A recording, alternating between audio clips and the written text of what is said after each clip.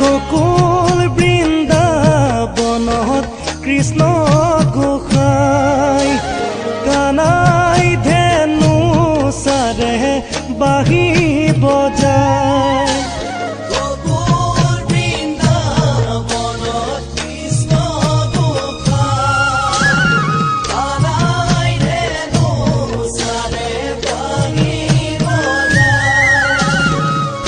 বাঁহী মাতে শুনি অ ৰাধে মাই যমুনাৰ বালিতে কলচি